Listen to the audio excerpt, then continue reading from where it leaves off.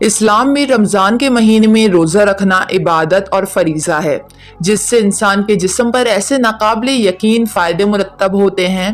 دنیا میں آج کے اس جدید ترین دور میں سائنس نے بھی اس بات کو قبول کر لیا ہے کہ روزہ رکھنے میں اللہ کی حکمت پوشیدہ ہے۔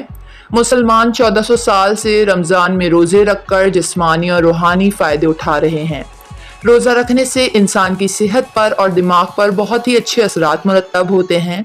آج سے 7 سال پہلے جاپان کے مشہور سائنسدان نے کینسر جیسی بیماری کا ممکنہ علاج ڈھونڈ لیا۔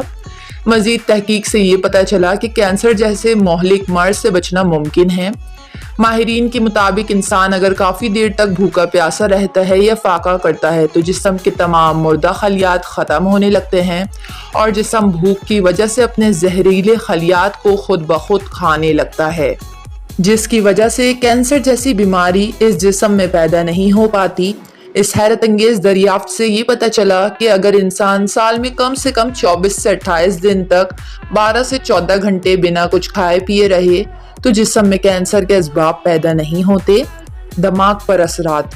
امریکی ماہرین کے مطابق روزہ رکھنے سے انسان کے دماغ پر بھی مثبت اثرات مرتب ہوتے ہیں۔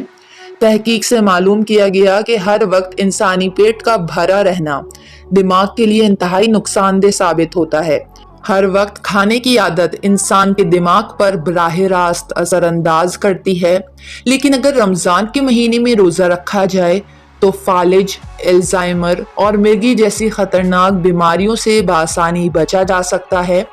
ماہرین کے مطابق دنیا بھر میں لوگوں نے دن میں 3 بار کھانا کھانے کو معمول بنا لیا ہے، اور ایسے میں کچھ لوگ ایسے بھی ہیں جو بہت زیادہ کھانا کھاتے ہیں اور موٹاپے کا شکار ہو جاتے ہیں۔ لیکن اگر سال بھر میں کچھ دن بھوکا رہا جائے صرف تھوڑے ٹائم کے لیے تو ایسے میں کیلوریز کم ہوتی ہے اور عمر میں بھی اضافہ ہوتا ہے، اور ساتھ ہی ساتھ بڑھاپے میں ہونے والی خطرناک بیماریوں سے بچاؤ ممکن ہو جاتا ہے۔ عام طور پر یہ سمجھا جاتا ہے کہ روزہ انسان کے جسم کو کمزور بناتا ہے، لیکن حقیقت اس کے بالکل برعکس ہے۔ روزہ انسان کی روح کے ساتھ ساتھ جسم کو بھی تقویت بخشتا ہے، انسان کی اندرونی مشین کے پورے نظام میں بہتری پیدا کرتا ہے اور پیٹ سے جڑی تمام بیماریوں کو ختم کرنا شروع کر دیتا ہے۔